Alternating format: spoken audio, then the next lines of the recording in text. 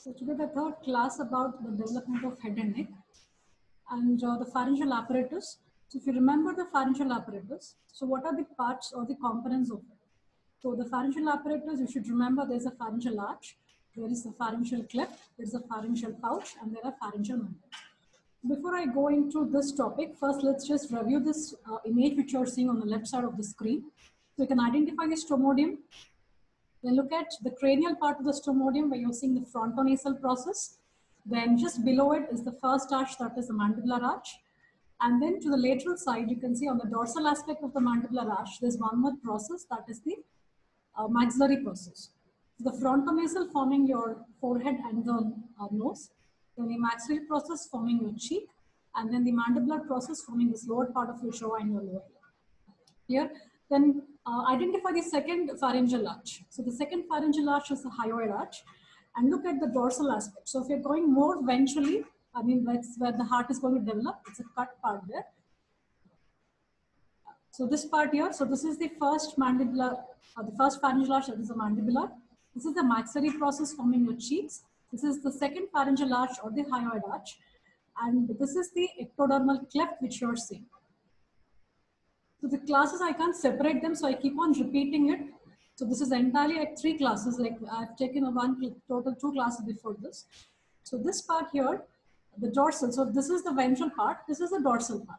This dorsal part of this first ectodermal cleft. So whatever thing you're seeing here, so this is your future external ear. Okay, so where you put your earbud. Okay, so external auditory canal.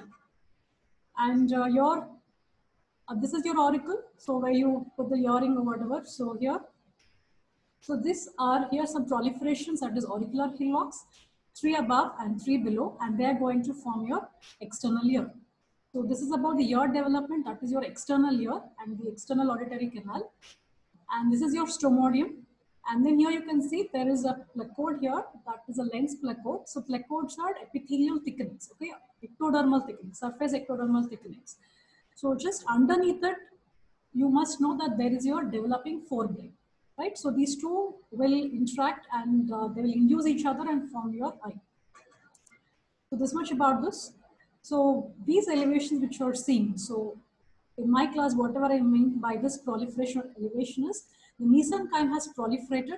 So here the mesenchyme is both the mesoderm, the head mesoderm, as well as the neural crest. Okay, so these elevations are here. So externally what you see is the ectodermal clefts. So first, so this is a section taken. So you can make out these two are the neural tube sections here. We're looking at the floor. I've shown this diagram in the previous class too. So just identify these arches. The green one representing the endoderm, and the dark blue is the ectoderm. Okay.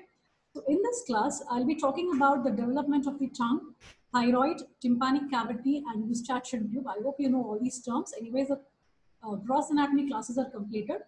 So tonsillar fossa and tonsil, the parathyroids.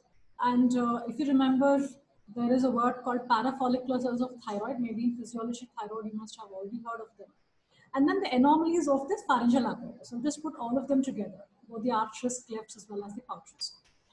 So embryology of this tongue, thyroid and all, they'll be coming as part of a structured essay question. So in the examination, you get this essay question related to thyroid. So there'll be a note to add on the development, or you may get as a short note. So now it is a short note is 5 marks, right? So embryology may come as it is as a 5-mark question, or it can be part of an essay question. So most important for an undergraduate is the gross anatomy part, and understanding the embryology part is important to gain marks because it's very easy to gain the marks. And the second thing is when you go to the clinicals, so easily you can diagnose cases of congenital anomalies and understand what's the embryological basis of it. Okay, so I'll just quickly finish the development of all this. So I won't be typing much theory here in this PPT today. So it's going to be more of images. So just look at this. So here this floor, okay, so we have cut the roof and part of the sides of your pharynx. So you're looking partially the sides of the pharynx and you're looking at the floor. So this black and white images, whatever you're seeing, these are the electron scanning micrographs. So you can see the floor and you can make out there are some elevations and you can see there's something forming, they're all fusing. So the elevations, they merge. Okay, so that process is merging. And then you can make out the structure so you can identify the tongue. Okay, so in the floor of the pharynx, that is a position where the tongue develops.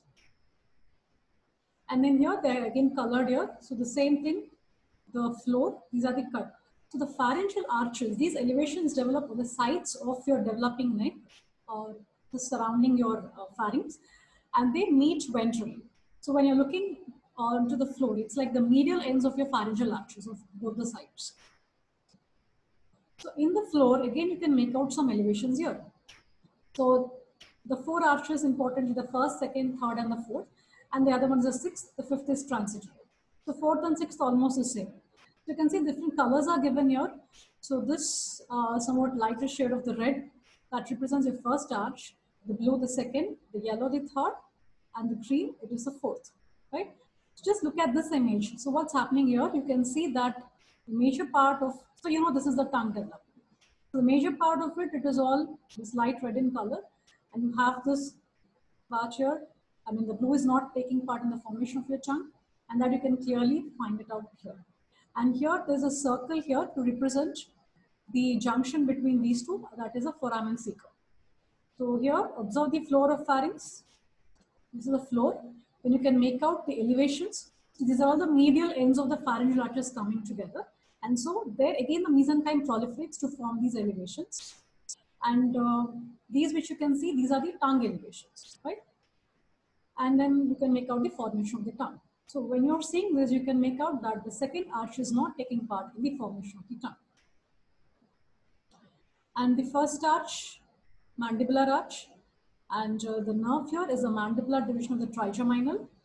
The second is the hyoid arch, and the nerve you have here is the motor, that is a facial nerve. The third arch, the glossopharyngeal. The fourth and the sixth is that the branches of the vagus. Okay. So now again, this is the gross anatomy of the tongue. So I'll just once again repeat this part here. So you can see this is all the anterior two-third of the tongue. And here you can make out the median sulcus. So this is a dorsal surface. So dorsal surface of your tongue. So when you put the foot, you put it on the dorsal side. So this is here, the median sulcus here. Then you can make out this part. This is the posterior one-third. And again, this sulcus here, this is a sulcus terminalis. And in the central part, you can see this is the foramen caecum. Okay. And the posterior one-third is not smooth, rather it is rough, because this is the area which is related to the mulch, that is mucosa-associated lymphoid tissue. So the mucosa-associated lymphoid tissue, so this is the lingual tonsil. So I think because the palatine tonsil is over the class, you must have read about the Walde's ring, which is going to protect this part. You have your palatine tonsil, you have the nasopharyngeal adenoids. So on this, the tubal tonsil and the lingual tonsil. So they form a circle, a ring, that is a Walde's ring. And that's it here. So this is the median sulcus, the terminal sulcus terminalis, and this point here, which is green in color, so that is representing the location of the foramen caecum, posterior one-third and mid. And you can make out some elevations here, which are in front of the terminal sulcus, and those represent the circumvallate papillae. So you know that tongue is having a lot of papillae. You have the filiform, the fungiform papillae, and these are the circumvallate papillae. So the circumvallate, because they're having a trench around papilla, and that is where you have the taste buds. And more posterior, if you're going, this is the epiglottis. So these are the glossoepiglottic folds. So this is the epiglottis part. So if you compare, see this part right with this. So you can see that this is part coming from the first arch, okay? And this from the third arch, the posterior one-third. And the posterior most part here, it's from your the fourth arch, and it's contributing to the epiglottis, so fourth and the sixth arches. And this is the location where you test for the gag reflex. Okay. So this is about the gross anatomy part. And look at this diagram here.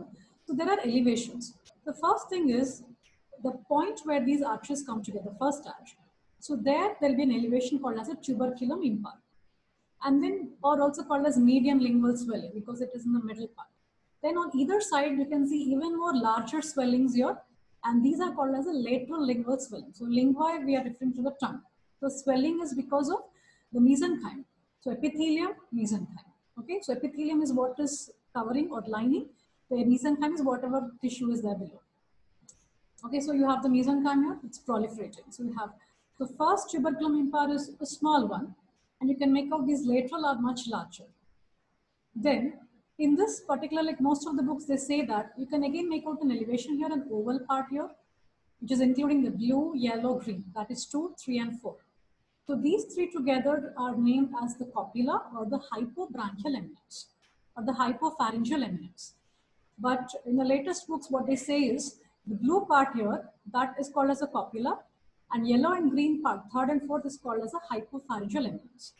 So actually, I agree to this because you can say that this part is missing. That means the hypobranchial eminence has overgrown the second one. So that is a basic concept. So this third and fourth, they overgrow the second part. That is why you're not seeing the blue part here. Okay. So it's up to you, whatever book you're following, whatever is in that, please write the same in the examination. There is no harm. So first thing here, the medial lens of the first arch. So this is where this is the median or the tuberculum impar or the median lingual swelling, then two lateral lingual swellings. And the second part forms a copula. And third and fourth pharyngeal arches, the medial lens, form one large elevation called as a hypobranchial eminence. So here what happens is, these two, they overgrow. So from the lateral sides, it's like they just grow over the median part. It's ultimately like two lingual swellings coming together. So when they're coming together, so this is the reason why you have a dorsal median sulcus. Okay, the two lateral lingual swellings have fused in the midline. So that point where they have fused, there's a little bit depression when you look on the surface of the tongue.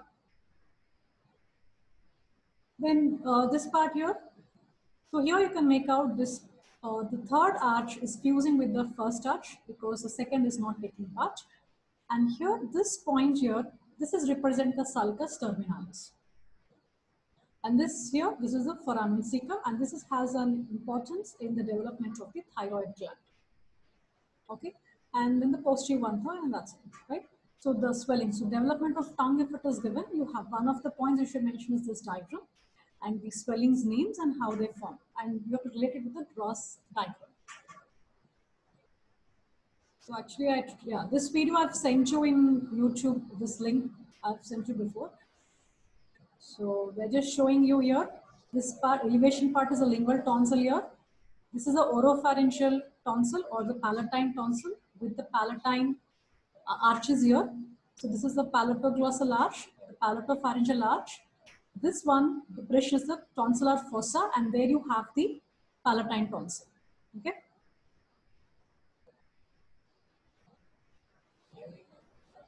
This video is important for this class too. So you can see this is all the dorsal part of the tongue. So this elevation here, this represents the lingual tonsil.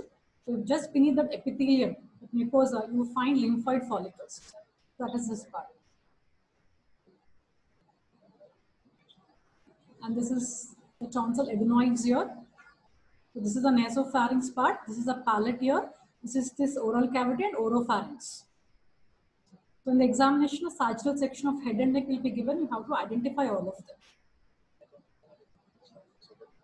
And this is a sagittal section. So you're exactly at the level of the median sulcus. And then you have a median raphe in the middle of the tongue. So the gross anatomy, once again, you just remember, recollect that. And this is the sulcus terminalis part here. The posterior 1/3, which is here. And this part is the anterior 2/3. And here you can see terminal sulcus is the median sulcus. And here you have the raphe. And this point here, they are showing you the foramen caecum. So all this you have to identify in this section of the head and neck sagittal section, which will be kept for your examination. You see the dorsal, this elevation part is a lingual tonsil. You can even make out the circumvallate papillae, but it's not clear here in this specimen. Okay, so here let me tell you one thing. So I hope that's clear, the tongue part, how it has formed. So previously when I was teaching you the pharyngeal arches, I have told that the arches give rise to branchial musculatures. Wherever muscle is there, you need a motor nerve to innervate that muscle, because only then the muscle can contract. It needs an information from the central nervous system. So the nerve supplying it is called as a branchiomotor nerve, right? And I told you that, like for the first arch, it is a mandibular division of trigeminal. For the second, it is a facial, your facial muscles. Then for the third, you have the glossopharyngeal. The fourth, you have the fourth and sixth, you have the vagus. Well, the nerve also has a sensory component because you're having the epithelium also related. So we also have a sensory part. So here, one small story you should remember. So one is a motor branch, the other is a sensory branch. So it's a mixed nerve is going. The motor component for the branchial musculature. Then what about the sensory part? So this sensory part, we'll talk of the second arch, which is important. So the same thing I've drawn here. So here it is showing you the basic structure. I told you pharyngeal arches are very disciplined. They follow a basic plan. You have a cartilage, you have an artery here, then you have the nerve.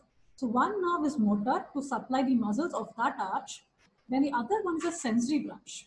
So this sensory branch will be supplying to the epithelial part, and then we have a word called a pre-traumatic branch and a post-traumatic branch. To understand this, see, this is one arch, this is another arch. Between them, you have like a trench, okay, a gutter or a trema. So if a branch of the sensory is crossing this and going to the preceding arch, then that becomes a pre-traumatic branch, and what remains in the original arch will become a post-traumatic branch. If you see here, again, this orange one I'm representing the motor, and then the yellow part is the sensory. So this one is remaining in this respective arch, but one branch of it is going to the preceding arch. So that's a pre-traumatic branch, and this is a post-traumatic branch. So if you go to the first arch, we have the mandibular division of trigeminal. So the mandibular division here, this part, there is a motor part. And we have one more branch of it, that is the lingual nerve. So the lingual nerve is the sensory part. Okay, it remains in that particular arch. But it cannot send a nerve to another arch because there is no particular preceding arch for the first arch. Okay, so in the first arch, you have one sensory branch, that is a lingual branch. And that is the branch from the trigeminal itself. Then what is the nerve of the second arch? You have the facial. So facial is having the nerves, motor nerves. So I've previously explained to you the functional components of the cranial and the spinal nerves. When you see a particular nerve, it's not one nerve. You have different types of fibers. Like 4 different wires are there in one cable. Okay, so the same thing here. One, in the facial nerve, the motor fibers are running. That is a branchiomotor. So special, visceral, efferent. Special visceral because this is, though it is visceral in position, the muscle is forming that is close towards your gut, but it is striated. Okay, and the other one is a sensory branch, which is innervating this particular arch, and it is this is having a preceding arch. That is the first arch. So it gives one branch to it.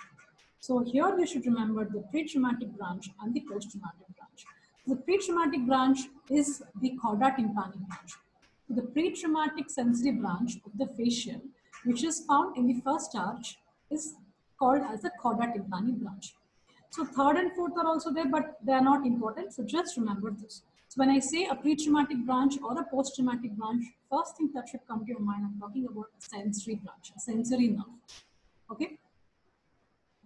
So that's one word. So now you can see there are 2 nerves from 2 different cranial nerves. In the first arch, you have a lingual nerve, which is from the trigeminal, and then you're having one more sensory nerve, which is a pre-traumatic branch of the facial, and it is called as a cauda tympani. And here I've drawn the tongue, and you can see anterior 2/3, the posterior 1/3 here, and the posterior most, which is going to form the tongue. Okay, so when something is put on your tongue, do you feel it? You know that something is placed, you know that it is cold or it is hot. So that means it's a general sensation. So just like something touches your skin, you know that. So the general sensation is carried by the lingual nerve. Then when I put some sugar or something else on your tongue, then you know the taste of it. One thing you know that something is placed on your tongue, and the other thing you can also sense what it is because you have your taste receptors. That means the tongue is having 2 different sensory structures. So one is the general sensation, the other is a special sensation. If something is put on your hand, you will not know what taste it is, okay, because you don't have any taste receptors on your hand. You just have the general sensory receptors. And this neuron you should understand. So I've been telling you that the sensory system has 3 order neurons. The first order neuron is the pseudo-unipolar. So the first order sensory neuron is outside the CNS, the cell body is outside. So the process towards the sensory receptor will be the peripheral process. So one going towards the CNS is the central process. So this part here, you can see. So if it is a spinal nerve, you have a dorsal root ganglion. But in the head and neck region, the see 31 pairs of spinal nerves, there is no special name for any of the spinal nerve. But 12 pairs of cranial nerves, each is having a separate name. So when the ganglia related to that is also having its own name. So this is a lingual nerve, and you can see only one neuron is being shown here. Okay, but there are quite a number of nerve fibers and cell bodies. So the lingual here, the cell body is a trigeminal ganglion, and this is carrying what? General somatic afferent. So afferent refers to what? It is picking up sensation, a sensory part. Then you have a cauda tympani part here. This is part of the facial. Geniculate ganglion is related to your facial nerve, and then it is carrying the taste. So this is a special visceral afferent. So taste is a special visceral afferent. And then the glossopharyngeal. So you can see that I have drawn the green going towards the circumvallate papillae. So wherever the receptors, usually the papillae or the sensory receptors, they develop at the nerve endings, sensory nerve endings. So though it has developed at the glossopharyngeal, it has migrated and just gone in front of the terminal sulcus. So still the glossopharyngeal is holding its hair. Okay, so you can't, though you've crossed the line, but still you're under my control. So the glossopharyngeal is here. So it's picking up sensation from the circumvallate papillae as well as here. And again, you can see vagus here. So even the epiglottis part and the posteriormost part. So again, you have the ganglion of the glossopharyngeal nerve and the vagus will be having here. And these are carrying what? Both general sensation as the taste sensation. So the general sensation, so this is like more of your the pharynx part. So visceral. If you look at this part, the muscles and all, they are all the somatic origin. So this is like more of a general somatic afferent. And this is here, the visceral musculature will be here. So this is a general visceral afferent and a special visceral afferent. So special visceral afferent, that's referring to the taste. You can see these two are the same here. This is general somatic afferent, this is general visceral afferent. So you know neuroanatomy very well, so you must be able to understand this. 12. So always tell you, always you should know what is the ending and what is the beginning to. Okay. So first thing is here, I've told you that this is how the taste is being picked up. So we are concerned with the cauda tympani, the glossopharyngeal, and the vagus, right? So though here 4 cranial nerves are picking up the sensations from the tongue, but only 3 are picking up the taste sensation. That is a facial through its branch, that is a cauda tympani, then the glossopharyngeal, and then the vagus. So you can see there are 3 parts of the tongue. So anterior 2/3, posterior 1/3, and this is the posterior most part. So wherever the taste buds are there, they're all picking up the sensation. And these are all representing the cell body of the pseudo-unipolar neurons. So these where you'll find they will be all located as one, like, one family, all the facial nerve, so many fibers of that particular nerve, forming the geniculate ganglion, the petrosal ganglion, Noros ganglion. Then in the brainstem nuclei, when recently that class was taught about the brainstem nuclei, you must have heard about what as the nucleus tractus solitarius. So maybe even in physiology it must be taught, the special sense is over there. So the nucleus tractus solitarius, so nucleus. So this nucleus consists of the second order neurons related to the taste. So the sensation, even the taste is sensory. So 3 order neuron. The first order neuron is picking up sensation from your tongue, the taste sensation. It's going towards your nucleus tractus solitarius. That's located in the brainstem and the medulla. And then the yellow part here showing the second order neurons which are starting. The second order neurons are ascending. So the brainstem is like, those are small structure. You have so many afferents and different fibers. It's like a connecting bridge or whatever. It's so many structures going up and coming down. So here, this part, and what is thalamus? So diencephalon is also completed. In physiology, you must know the sensory relay station is the thalamus. Okay, so any sensation that before it reaches the sensory cortex, it has to relay in the thalamus. So this information here, whatever taste, that has gone up to the thalamus. So in the thalamus, you have the third order neuron starting and goes into the gustatory cortex.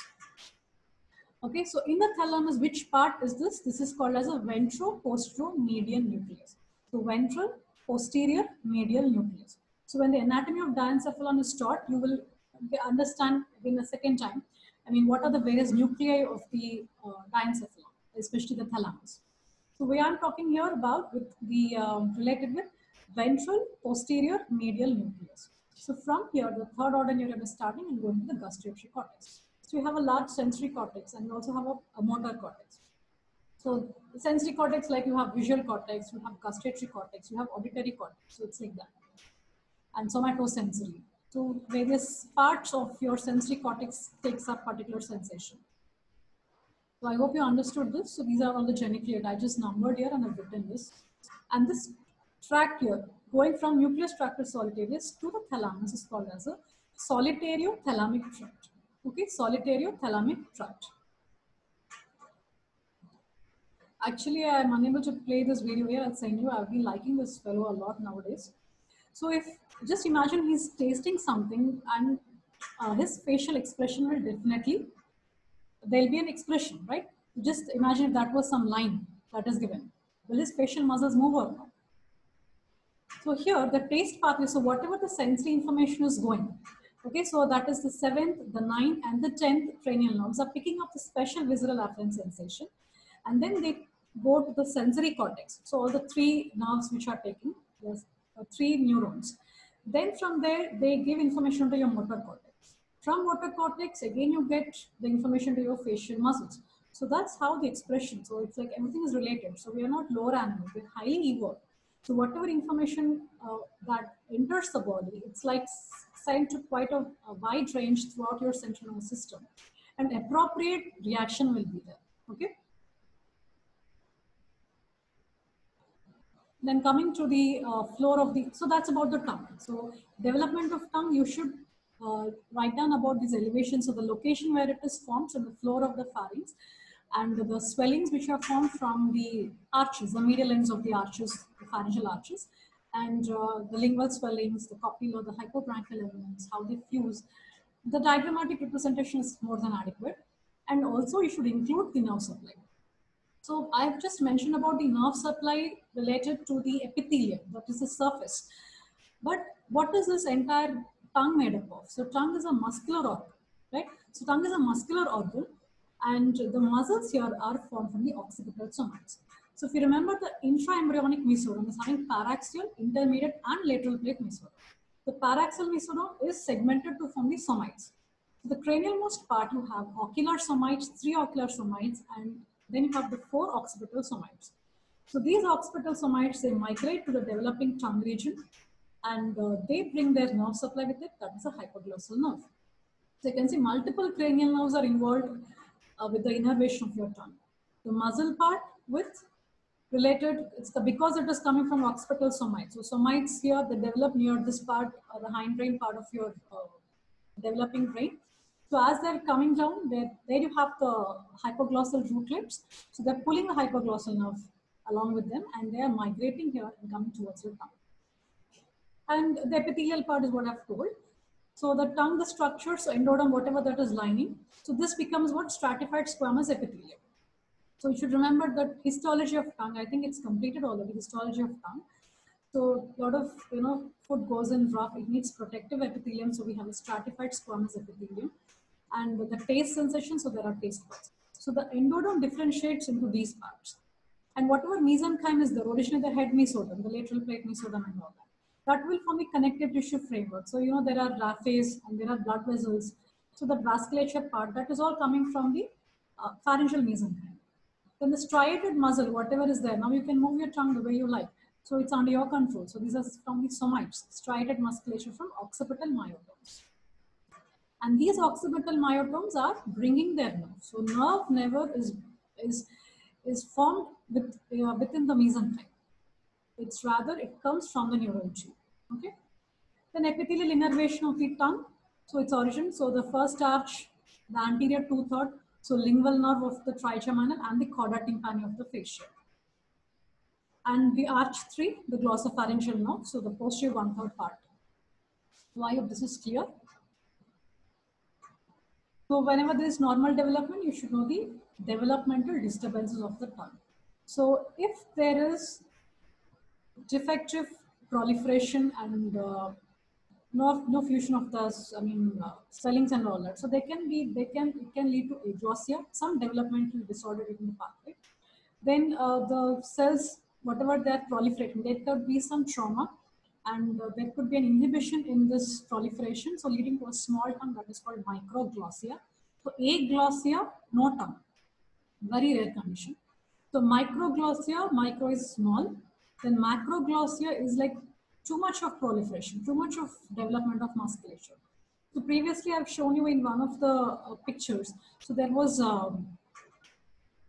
the eyes were very much separated, nostrils were much away. So a lot of mesenchyme proliferated, more than that which is required. So that is the macroglossia.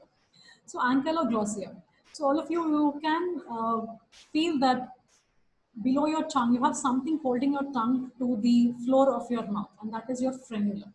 So initially when the tongue is formed, it's like exactly lying flat on the floor of the pharynx. Later, a U-shaped sulcus separates and just tries to elevate the tongue away from the floor of the developing mouth, because of which your tongue is able to move, and you can have the food, you can talk. All this is possible because your tongue is not fixed to your floor. Okay, so developmentally it had to move away from the floor, but still there's a mucosal connection that is called as a frenulum. Supposing this process is inhibited somewhere, then definitely that is the tongue is like something tied to the floor. Okay, so ankyloglossia. So cleft tongue, so cleft is like there's a partition between two structures. So you know that the tongue, the lingual sphincter, the major part of your tongue, your anterior two-thirds, so it's formed with two lateral lingual sphincters coming together. So obviously when the fusion is not complete, and then that would be the cleft tongue. So that's about the developmental disturbance of the tongue. So this is a section here. This is the dorsal surface of the tongue. You can see the median sulcus. Should be the raphe here. So anomalies of the tongue, you can see microglossia, and then you can see macroglossia here, so protruding tongue. And usually the Down syndrome children, the characteristic faces, they have a protruded tongue. Sometimes protruded tongue can also be because of a mandibular hypoplasia also. That's a relative feature there. A fissured tongue, and here you can say ankyloglossia, this frenulum is extending up to the tip of the tongue. So definitely tongue movements will be restricted, and the speech and will be affected. So this is all that stuff related to the development and partial and complete.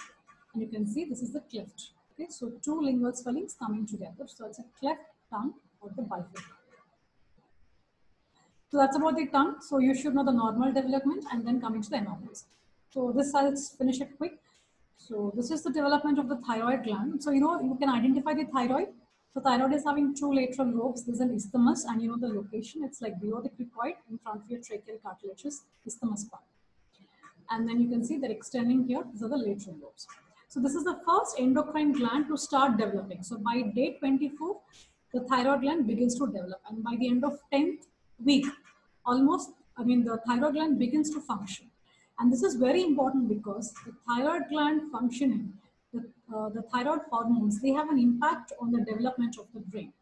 So if there is a hypothyroid state, then definitely there will be an effect on the child's developing brain. And this is all the gross anatomy part. You should know the lateral lobes, this is the isthmus, the location here.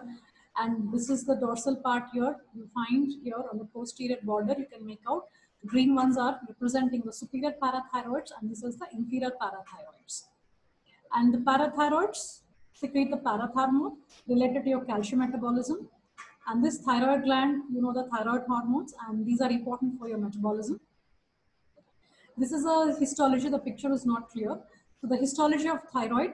So thyroid, you find follicles, okay? So follicles are surrounded by the cells. So follicles are filled with colloid. So you can see totally an eosinophilic mass here, surrounded by cells, which is cuboidal epithelium. So we call them as the follicular cells. And just look at this. If you think that this is one follicle, just outside to it you find some cells, and these represent parafollicular cells. So just outside to the follicular cells you have. So just identify the parafollicular cells and you can make out the follicle filled with colloid and the cells which are lining this follicle, that is the follicular cells. So these parafollicular cells, though they are inside the thyroid, they have a different function altogether. So these are important for secreting calcitonin, which is related to your calcium metabolism. So in the neck, you have three different endocrine structures. So you have a thyroid gland, within it you have the parafollicular cells, and then on the posterior border of thyroid, you have its parathyroid glands, which are related with the calcium metabolism. So a little bit better image here, the entire follicle. This is the follicle filled with colloid. These are the follicular cells, and you have the parafollicular cells here. So these are related to neuroendocrine. So your body is controlled by the nervous system, endocrine system, and there's another called as a neuroendocrine system. Okay? So usually we concentrate on the nervous system and the endocrine, but we have one more thing, that is the neuroendocrine part. So coming to the development of the thyroid gland, I will show you the diagram here. So this is the floor of the pharynx. So the tuberculum impar. So this hypobranchial eminence or copula. So between them, this junction of foramen cecum. So here again, see, this is a developing tongue, and this is the location of foramen cecum. So the base of the tongue, there will be this endodermal proliferation, and this proliferation will pass down. So this is all what? This is the tongue. So will pass down through the tissue of the tongue, will descend down, and you can see at the end it is more proliferating. So this is a thyroid gland. Then it tracks down here. So this is the foramen cecum. So the first initial point is the foramen cecum. So there the endoderm proliferates and it's going to descend down. So as it's descending down, it forms a tract that is called as a thyroglossal tract. Okay, so this thyroglossal tract is an endodermal tract, and you can see it is more solid at its, the terminal part of it. And this thyroid gland is destined to be somewhere here in your neck. Okay, so it has to go to its position. So you can see, this is your hyoid here, and this is the foramen cecum. So from here, it's just descending down like this, front of your hyoid. This is your thyroid cartilage. So these are the cartilages of the larynx. So thyroid cartilage, you have cricoid. So for the males, you find an elevation here. The thyroid cartilage is very prominent because of the angle in the males, called as the Adam's apple. So just this is what it is, thyroid cartilage. And it's coming in front of it. And this, where it has to form, there you can see it is proliferating more. So you have seen the structure of thyroid. It has the cells, and there is gap in between to form a follicle.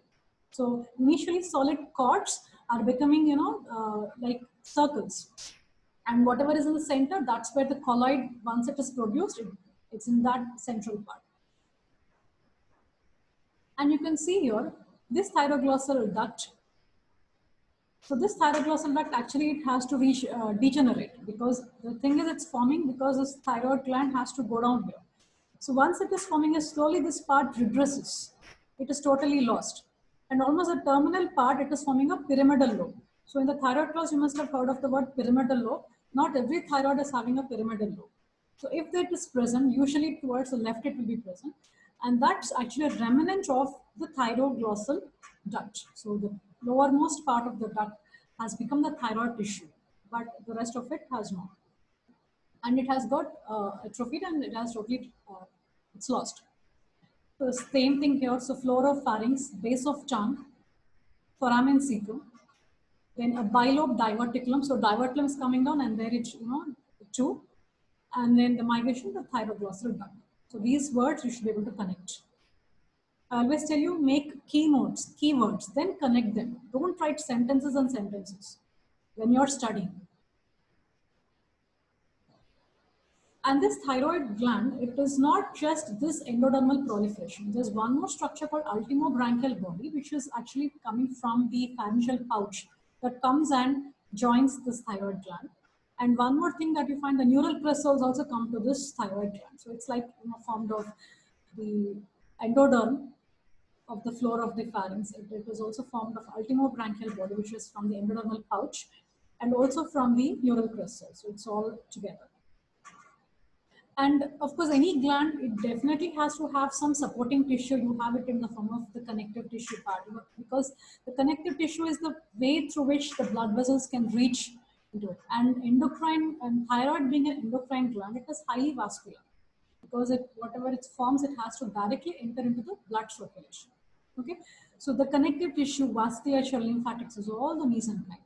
See, the endoderm is proliferating. It's going where? It's going into mesenchyme. So epithelium, mesenchyme. Okay, so wherever it is going into, obviously the mesenchyme also contributes to formation of that particular gland. So the epithelial part is forming your follicular cells, but they just can't stand like that. You just can't imagine putting some bulbs like that hanging in the air. They need some support to create one structure.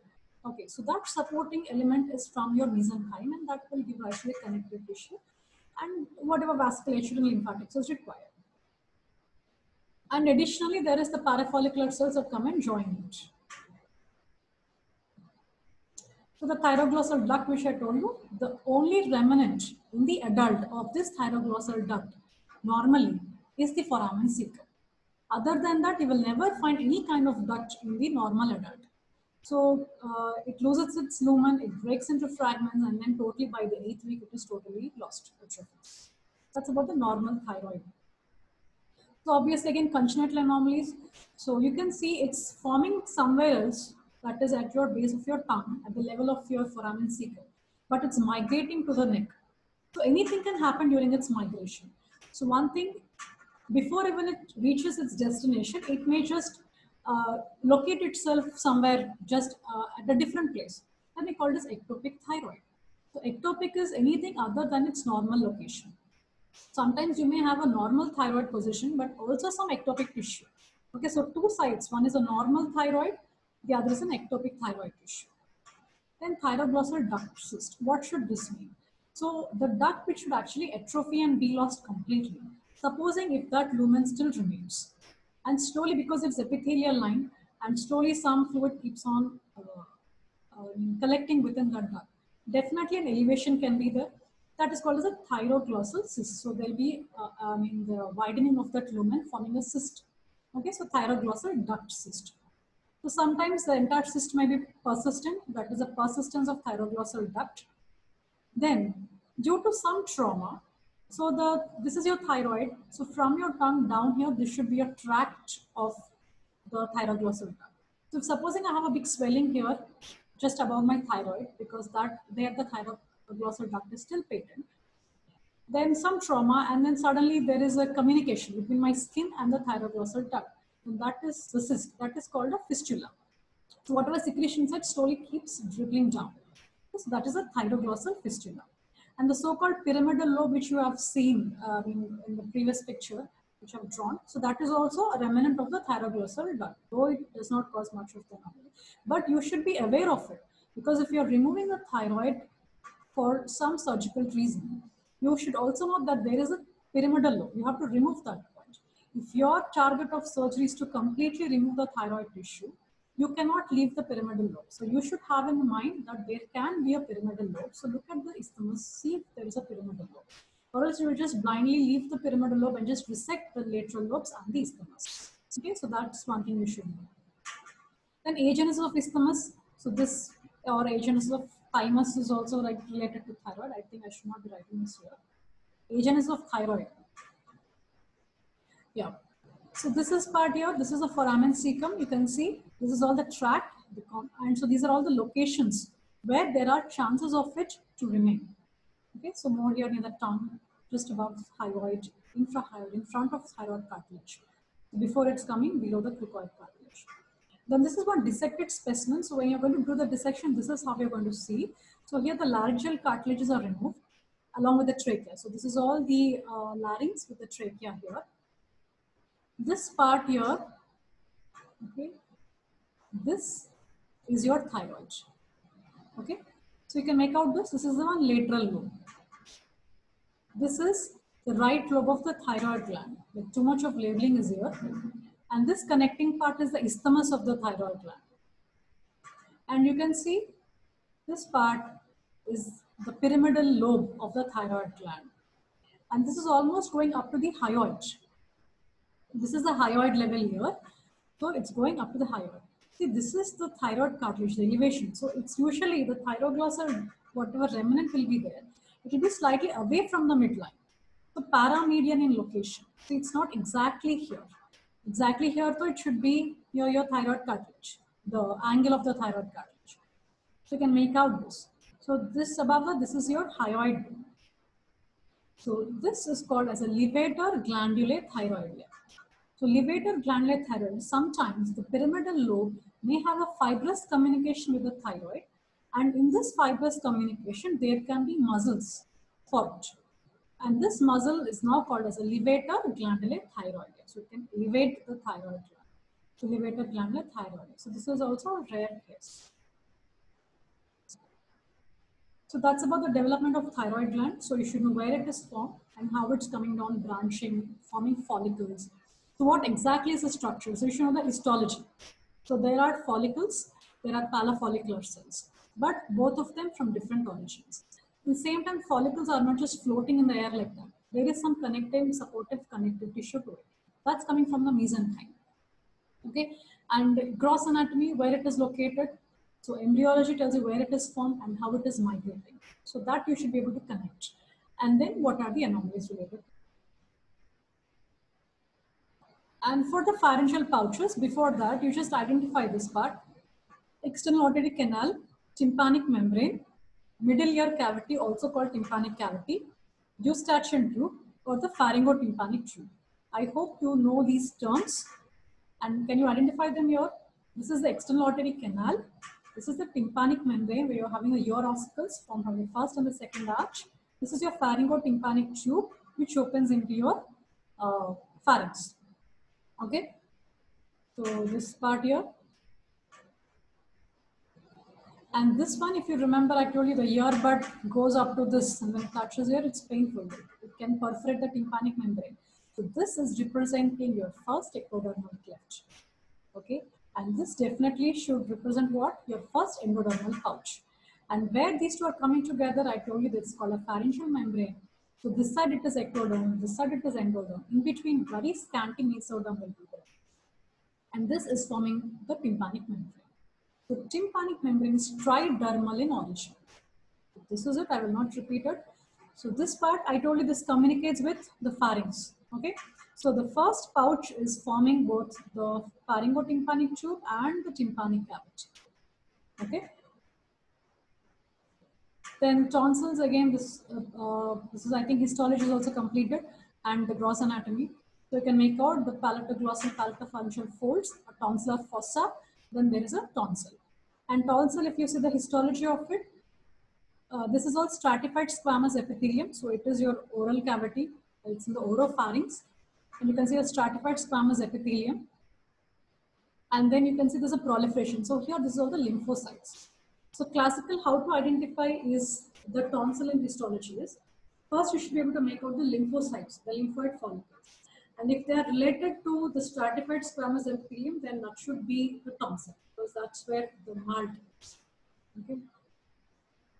The stratified squamous epithelium. And one more thing, what you find in the tonsil is you find an intratonsillar crypt. Okay, and there'll be so many elevations, I mean depressions on the tonsil surface. So these terms you must be knowing. What is tonsillar fossa? Malt is mucosa associated lymphoid tissue. So this is the location where you have all this Valder's ring. Okay, here you'll have the lingual tonsil. Here you'll have the oropharyngeal tonsil. Then you'll have near the eustachian tube where it opens, you have the tubal tonsils on either side.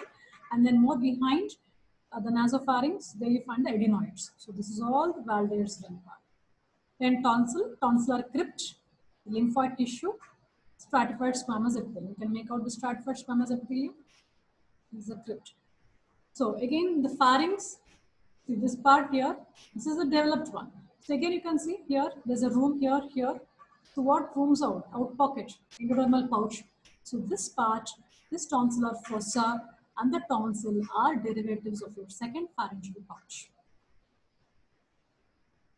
And this is the main pouch around which a lot of lymphoid tissue has proliferated, and it has decreased the thickness of that particular pouch. So made it into just a cleft or a crypt, intratonsillar crypt.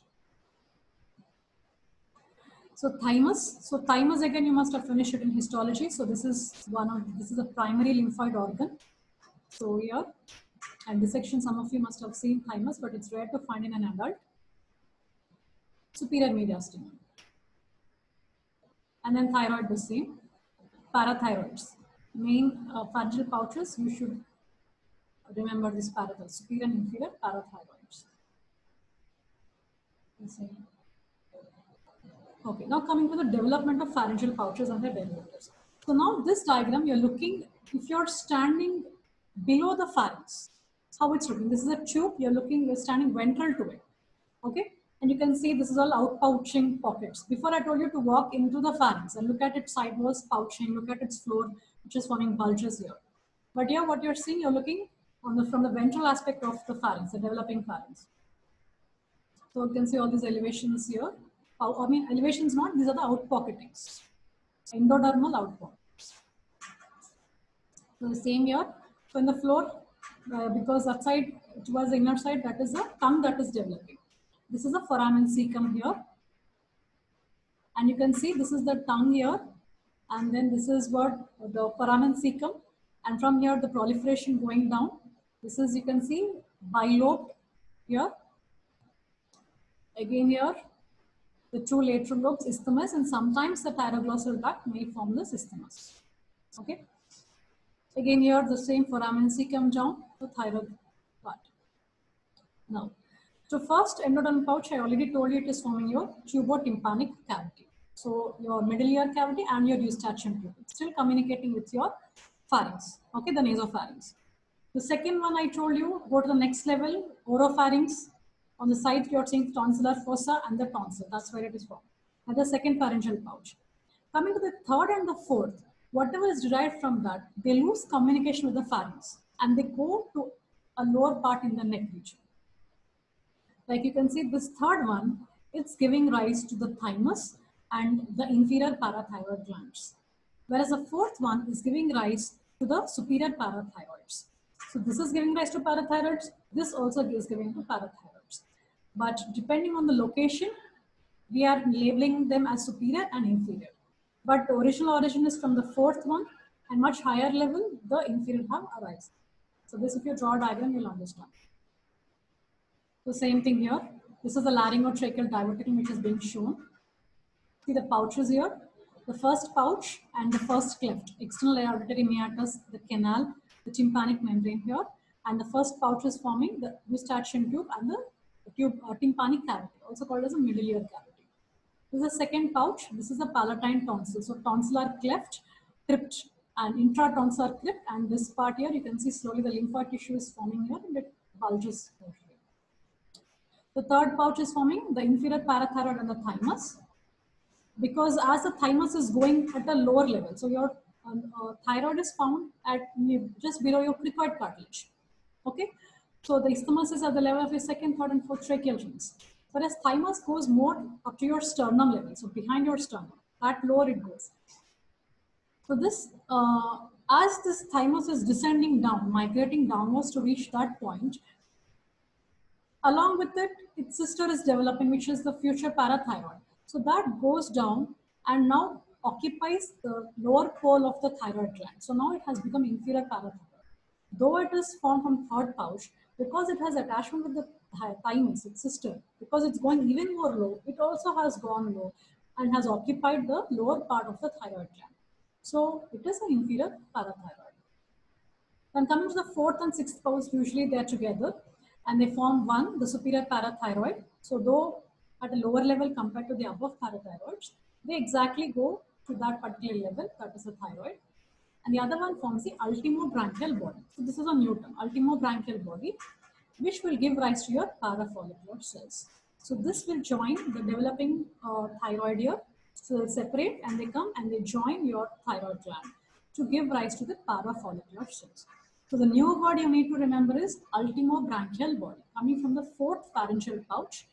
This goes and incorporates into the developing thyroid, and this gives rise to the parafollicular cells, which form the calcitonin, which produce the calcitonin.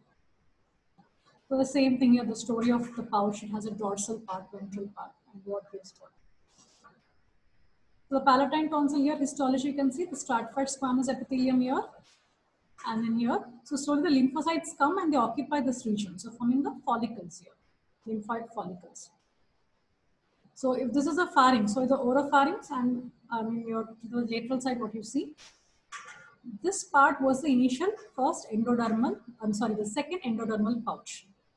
It has just, because of proliferating lymphoid tissue, this has become more narrow. So this is all that part, how the tonsil is formed. You can go through it. The same here, diagram, you can see this is a thyroid gland with a pyramidal lobe and superior parathyroids located here from the fourth part.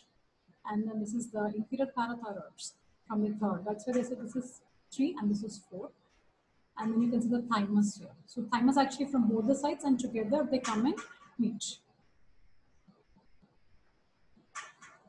And one more thing, once again, the arches here. So identify 1, 2, 3, and 4 arches, and this will be the 6th arch. Looking at the clefts here, 1, 2, 3, 4. The first one, the fate is the external auditory canal. Then here you can see the second one is the arch is proliferating and going over the second, third, and fourth, and then it fuses. You can see that's why if this is your side of your neck. So this part here, the external acoustic meatus is here, and then your smooth neck this side. That is this. And then coming to this part here, the eustachian tube. So these are representing the pouches, the first pharyngeal pouch, eustachian tube, and the middle ear cavity. This is the tonsillar fossa and the tonsil. The same story here, which you can see. And initially this forms a cyst, later it gets fused. These are anomalies. You can see ectodermal cleft. Supposing if this cleft, it's not completely fused, so there'll be a cyst formation here and there'll be collection and obviously there'll be elevation. So you can see this is a branchial. So this is the location. So below your angle of your jaw, your sternocleidomastoid. So you can touch your mastoid process here. You have the sternocleidomastoid just in front of it. This is the location of the branchial cyst. If it establishes a communication with the skin or towards your pharynx, so it can either communicate this side or that side, right? So there'll be a fistula. So just know there's a branchial cyst. And in this patient, you can make out both the sides there is a defect of your branchial cyst. Then here a fistula. Okay. Sometimes there'll be some secretions coming here. So whatever small cyst, it is not forming that big elevation like this, but there is a cyst and then there's a communication, there's a tract here. And anomalies of the pharyngeal arch, so I'm just repeating, of arches, the first arch syndrome is important. So lower part of your jaw, the mesenchyme of the first arch gives you lower part of your jaw. So there's a defective formation in that. You got Treacher Collins on the Piri-Robin syndrome. So here, this is a Piri-Robin, and I hope you remember Rocky. You have seen his trailer at least, the one movie. And here, these are the regions where the cyst can just below the angle of the jaw and in front of the sternocleidomastoid. And here you can see the cervical cyst, communication to the exterior, then we call external branchial fistula. This is again internal, opening towards the tonsillar fossa. So internal branchial fistula. So supposing the endo pouch is going so low, I mean it's going more deep and communicates with the cervical cyst, then it is, and communication is there. Then here, this is the thyroglossal cyst. So duct, you can make it an elevation, you can see. So these are again, you can see the tract here. So it has formed the thyroid at its origin instead of disappearing. So here and all, it has become attenuated, but there's one point where it has remained patent and it is collection of the fluid forming a thyroglossal cyst. So sometimes a cyst can form an fistulous tract to the exterior. So here you can see any midline swelling which you see in the neck, that could be because of a thyroid, you know, the thyroid gland. But developmentally, that can be also because of a thyroglossal cyst. Okay, so thyroglossal cyst. So how do you differentiate whether it is from a thyroid gland or a thyroglossal cyst?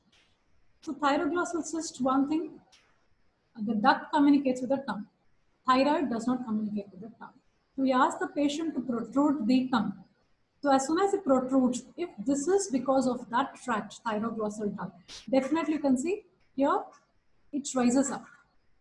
Okay, so this is one thing which you will see in the clinical part. So ectopic thyroid, various levels. So the previous diagram, it can remain at the level of the, tissue can form from the tract, either in the tongue or in different parts. So that's all the ectopic thyroid tissue. So supposing you're removing the entire thyroid gland, this ectopic tissue sometimes may form a problem. But if you find that the patients have ectopic thyroid and you think I'll remove the entire thyroid, anyways ectopic is present to compensate for the required hormone, but it may not be that much enough to maintain the normal levels. So usually we do a thyroid scintigraphy. So this is like radionuclide uptake, the thyroid tissue, wherever it is there, you will take up that. So in forensic, you must be seeing in the movies, like, the blood, you can trace the blood wherever it is there. So same thing, the thyroid tissue can be traced. So by that you can know, other than the normal location, where else is the ectopic thyroid. So failure of descent, much above the normal level. Beyond its level, it may go up to your retrosternum. So behind your manubrium sternum. So that is a retrosternal thyroid. So the lingual at the level of tongue. So that's about the pharyngeal apparatus. So just keep drawing the diagrams, and then derivatives is most important, and the anomalies. At least the name you should know. Because bronchial cysts you may be seeing when you go to surgery, thyroglossal cyst, and anomaly related to the thyroid gland, because thyroid cases are, what you take frequently in the thyroid clinicals. So this is an important class, so just go through the diagrams. I'll give you a post-class notes so that you can go, whoever is not having a text can follow it. And so this is one person who is aged 16 years, but you can see he's looking much old. It's a condition called progeria. So just go through the YouTube, you'll find a documentary film about him. Okay.